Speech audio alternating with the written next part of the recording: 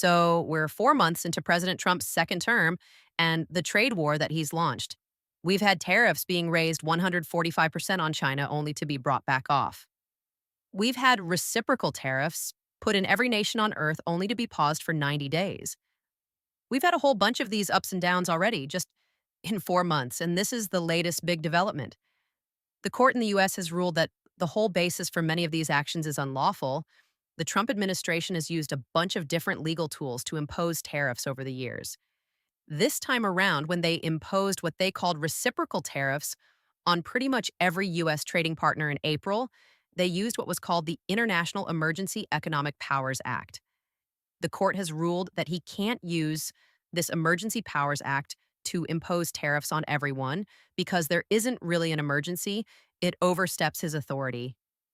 The idea that he'll give up on the trade war and give up on tariffs seems very unlikely, so they definitely will press ahead.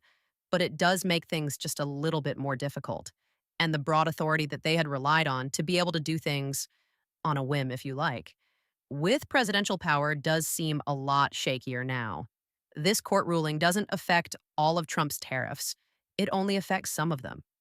So the court had said that the administration has 10 days to get rid of these tariffs, but the administration has said that they will appeal.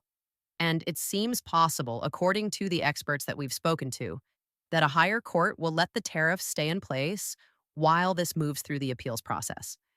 This ruling just adds to the uncertainty surrounding the trade war, makes it very difficult for businesses to know what to do. So we've had a lot of these ups and downs and reversals and escalations and de escalations in the trade war so far, and it's only been a few months.